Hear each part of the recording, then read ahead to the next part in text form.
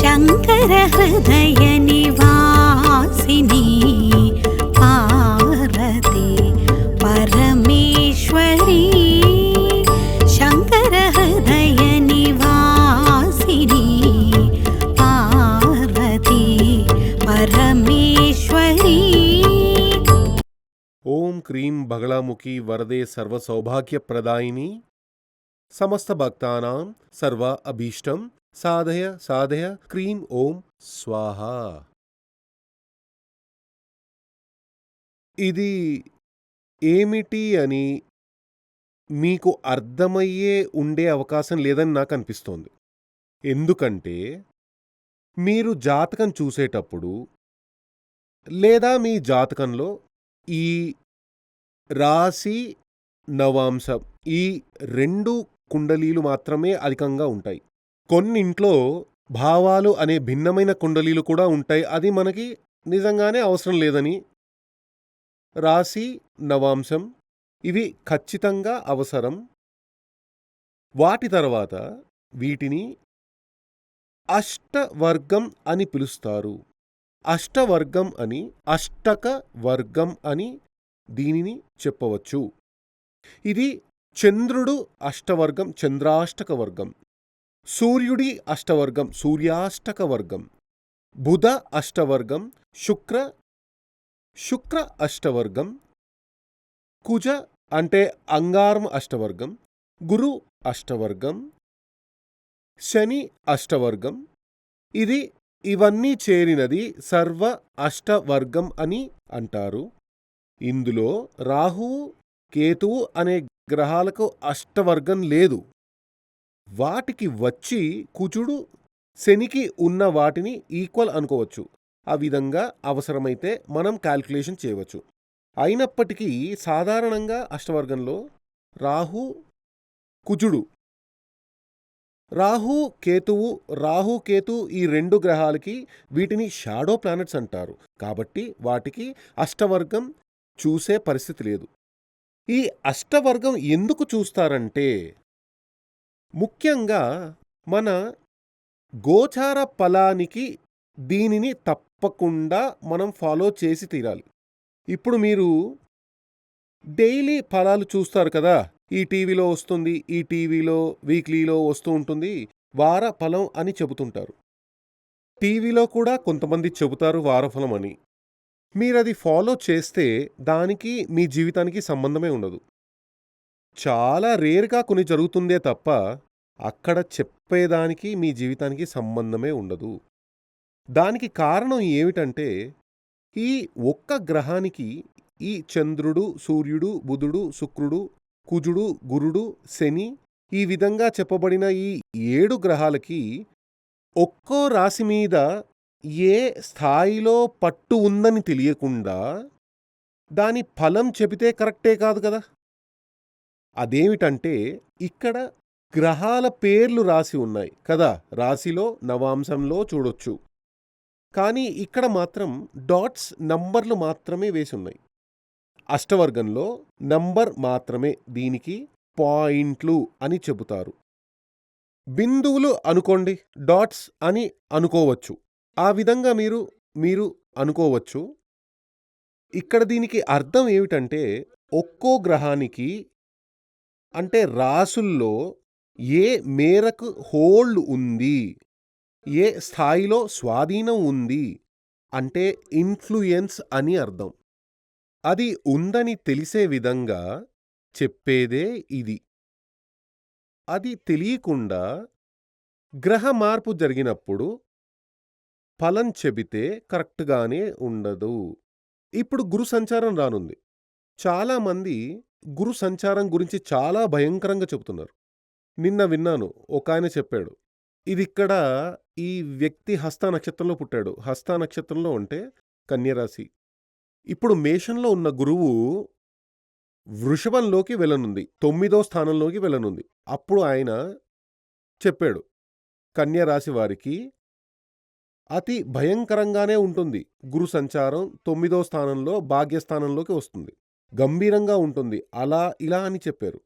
కానీ ఈ జాతక ప్రకారం కన్యా రాశి వ్యక్తులందరికీ ఇలా ఏమీ లేదు. ఈ ప్లానెటరీ పొజిషన్ అంటే ఈ పాయింట్లు అన్నీ కన్యా రాశుల వారికి అలా అనుకోకూడదు.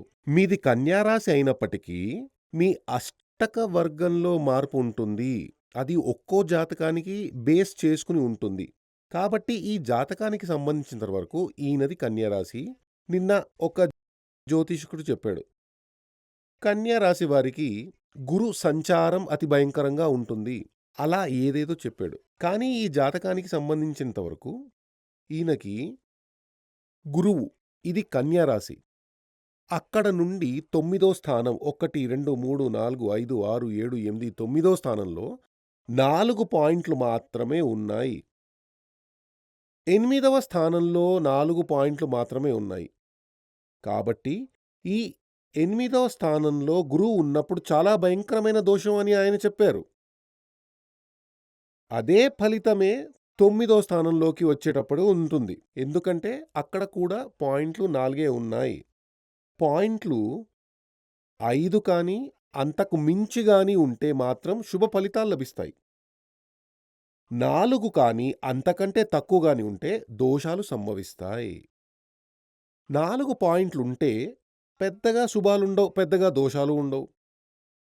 దానికంటే కింద 3, 2, 1 అనే విధంగా ఉంటే, ఒక పాయింట్ మాత్రమే ఉంటే అతి భయంకరమైన కష్టాలు, నష్టాలు కలుగుతాయి. 1, 2, 3 లాంటి వాటికి. కాబట్టి ఇక్కడ చూస్తే ఇక్కడ ఆ గురువు మార్పు ఈయనకి సంబంధించిన ఈయనకి జీవితంలో ఏమీ జరగపోయేది లేదు. అదే విధంగా ఈయన విషయంలో ఇప్పుడు అంటే కన్యా రాశి వ్యక్తి. ఈ కన్యా రాశి వ్యక్తికి శని మార్పు జరగబోతోంది కదా! ఇప్పుడే ఒక శని మారింది. కానీ అది ఏ శని అని తెలియదు. అంటే శని రాశి మారిపోయి జనవరిలో మారిపోయింది. 2021లో శని మారిపోయి కుంభానికి వచ్చేసింది. ఇప్పుడు పోయిన డిసెంబర్లో ఒక శని మారింది. కానీ అది ఏ శని అని తెలియదు. కుంభానికి మళ్ళీ వచ్చేసిందని చెబుతున్నారు. సరే, దాని గురించి మరో రోజు మాట్లాడుకుందాం. ఇక్కడ చూస్తే ఇప్పుడు ఈ జాతకంలో అప్పుడు ఈ శనికి ముందు ఇప్పుడు కుంభంలో ఉందన్నారు కదా! ఆల్రెడీ కుంభంలోనే శని ఉంది పోయిన జనవరిలో నుండి. ఇప్పుడు మళ్ళీ జనవరిలో నుండి కుంభంలో ఉన్న శని మళ్ళీ కుంభంలోనికి వచ్చేసిందని చెబుతున్నారు. చెప్పాలంటే పాత ప్రకారం, కొత్త ప్రకారం శని కుంభంలోనే ఉంది. శని కుంభంలో ఉంటే కన్యా రాశి వ్యక్తికి ఇది కన్య, తుల, వృశ్చికం, ధనుస్సు, మకరం, కుంభం అంటే 1, 2, 3, 4, 5, 6.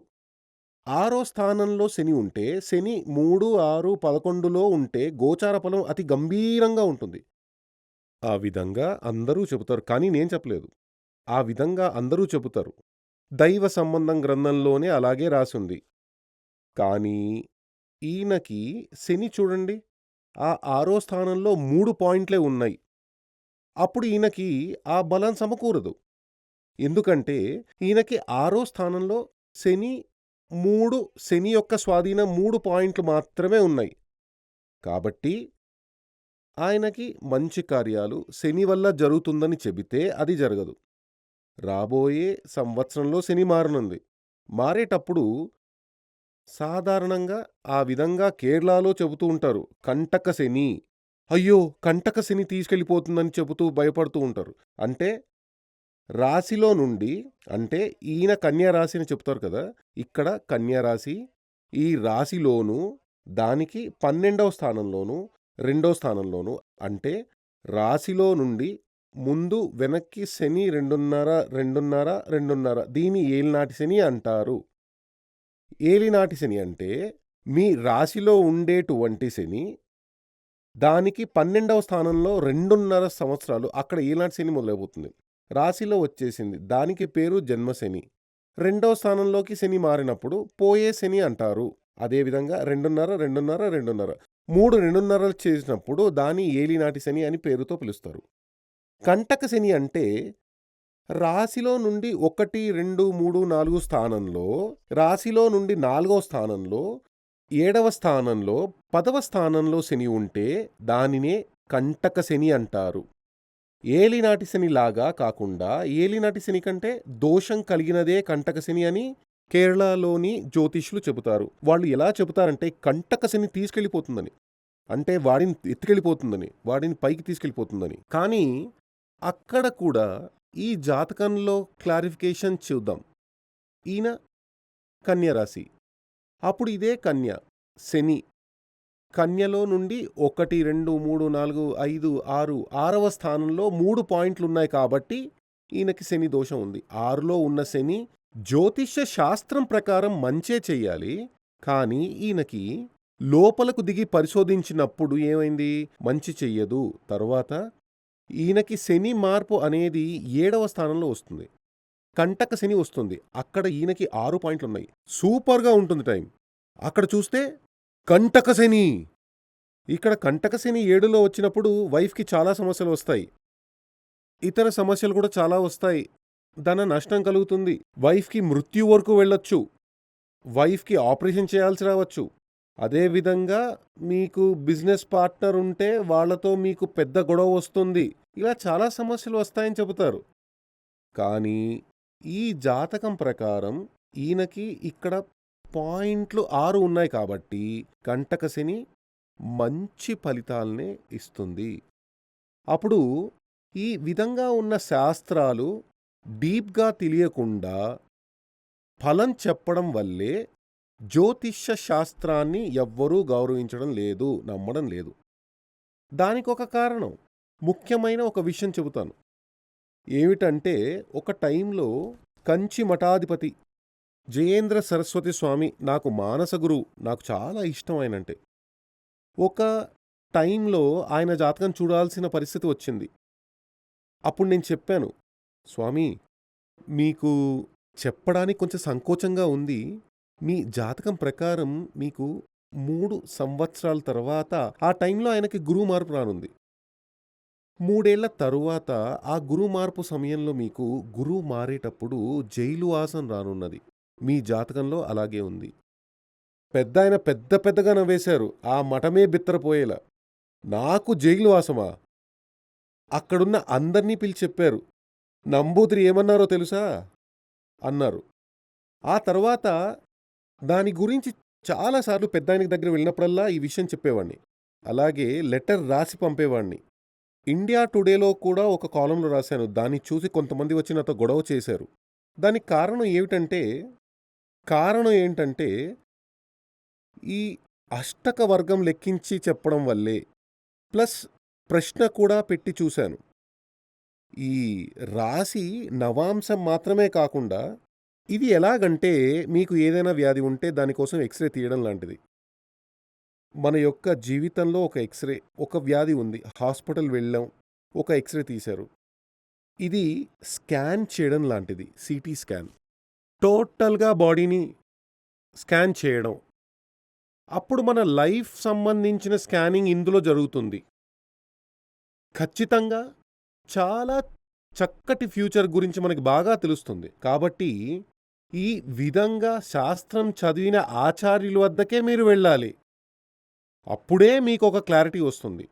నేను చెప్పిన విషయాలు జరిగిన తర్వాత పెద్దాయన, కంచి మఠాధిపతిగా ఉన్న పెద్దాయన నాకు రాజగురు అని ఒక బిరుదు ఇచ్చారు. పెద్దాయనే ఒకసారి నన్ను పిలిచారు. నేను అక్కడికి వెళ్ళాను. అక్కడికక్కడ ఒక ఫంక్షన్ చేశారు. ఆ ఫంక్షన్‌లో రాజగురువు స్టేజ్‌లో అనౌన్స్ చేసినప్పుడే నాకు తెలిసింది రాజగురువు అని. ఆ అవార్డు తీసుకుని బయటకు వచ్చేసి పెద్దాయనతో నేను మాట్లాడినప్పుడు పెద్దాయన అడిగాను, స్వామి ఇప్పుడు మనకి రాజులు, రాజ్యాలు లేరు, రాజపాలన లేదు. ఇలాంటి కాలంలో రాజగురు అనే బిరుదు ఇచ్చారే, నన్ను అవహేళన చేస్తున్నారు కదా, గేలి చేస్తున్నట్లుగా ఉంది అని అన్నాను. ఎందుకలా భావిస్తావు?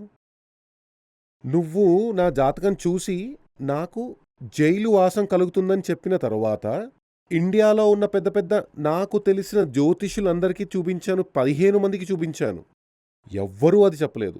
నువ్వొక్కడివే చెప్పావు. అప్పుడు గురువుల్లో నువ్వు రాజువి. ఆ భావనే నా మనసులోకి వచ్చింది. ఆ ఆలోచనతోనే నేను ఈ బిరుదు ఇచ్చాను అని అన్నారు. అప్పుడు అది చెప్పేలా చేసింది ఏమిటంటే, నేను పెద్దాయన జాతకం చూసి ఆ మాట గట్టిగా చెప్పేలా చేసింది. ఏమిటంటే, నేను ఈ అష్టవర్గం చూడడం వల్లే. ఇదివరకే ఒక వీడియోలో రాహుల్ గాంధీ జాతకం గురించి చెప్పాను. అందులోనూ అష్టవర్గం చూసి, అష్టమంగళ ప్రశ్న పెట్టి చూసి, ఆ తర్వాత మాత్రమే ఆ సోనియా గాంధీకి, ఆయనకి సంబంధించిన అందరికీ ఆ లెటర్ రాసి పంపాను. కాబట్టి ఊరికే ఒక జాతకం చూసేసి ఏదో ఒకటి రాసి పంపడం కాదు. మీరు ఈ గురు సంచారం, శని సంచారం లాంటి పుస్తకాలు చూస్తారు కదా, అవి కొన్ని చదివి చూడండి. జరిగిన 5 సంవత్సరాలుగా ఇక్కడ సూర్యమంగళంలో 60 మంది పనిచేస్తున్నారు. అందులో బాగా చదివి జ్ఞానం కలిగిన పురోహితులున్నారు. ఆఫీస్ స్టాఫ్ ఉన్నారు. వాళ్లతో నేను 5 సంవత్సరాల ముందే చెప్పాను, ఈ బుక్ తీసి చదవండి. చదివి ఒక పరిశోధన చెయ్యండి. అవన్నీ జరుగుతున్నాయో లేదో ఒక నోట్ రాసి నాకివ్వండి. కానీ ఒక్కో సంవత్సరంలో ఆ గురు సంచారం ముగిసేటప్పుడు, శని సంచారం 2.5 ఏళ్ళు ముగిసేటప్పుడు అందులో చెప్పినట్లుగా ఏం జరగలేదు అని చెప్పేవారు. అదేవిధంగా ఇక్కడికి వచ్చిన చాలామంది 25 ఏళ్లకు పైగా పర్మనెంట్గా ఇక్కడికే వచ్చి చాలామంది ఉన్నారు. వాళ్లతో చెబుతూ ఉంటాను, టైం ఉంటే రోజూ కొంచెం ఆస్ట్రాలజీ చూడండి. చూస్తే దాని గురించి కొంచెం రీసెర్చ్ చేసి చెప్పండి. వాళ్ళెవ్వరికీ అది కరెక్ట్గానే వచ్చేది కాదు. ఏదో ఒక మోస్తరుగా, అంటే చిలుక జోస్యం వాళ్ళు చెబుతారు కదా, పెట్టెలో ఒక చిలుకను తీసుకొచ్చి చెయ్యి చూసి చెబుతారు కదా, అతడు 10 మందిని చూసినా ఒకే విషయాన్ని చెబుతాడు.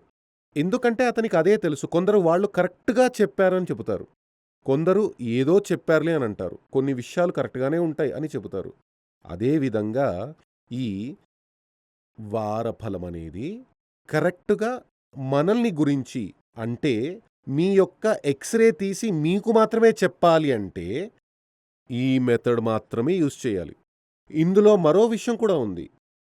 గోచార ఫలం, వేద ఫలం, అంటే గోచార స్థానం, వేదస్థానం అనే 2 విషయాలు కూడా ఉన్నాయి. అవి తర్వాత ఒక వీడియోలో ఆ జాతకాన్ని రాసేసి మీకు వివరంగా చెబుతాను. ఇవన్నీ ఫాలో చేసి చదవండి. కొంచెం జ్ఞానం తెచ్చుకోండి, సంపాదించుకోండి. ఇవన్నీ చదివారంటే ఎందుకలా అని మరొక వీడియోలో చెబుతాను. మీకు రాహుకాలం మీరు క్యాలెండర్లో చూస్తారు కదా, మీరు ఈరోజు రాహుకాలం ఎన్ని గంటలకని అడగడానికి ఓ జ్యోతిష్యుడికి దగ్గర వెళ్తారా? లేదు, అందులో చూస్తే తెలుస్తుంది కదా. అదేవిధంగా మీ జీవితంలో మంచిదా చెడ్డదా జరగపోయేది, ఈరోజు ఏం జరుగుతుంది, ఇలాంటి విషయాలన్నీ మనమే తెలుసుకోవచ్చు. దానికి ఇది కొంచెం చదివితే చాలు.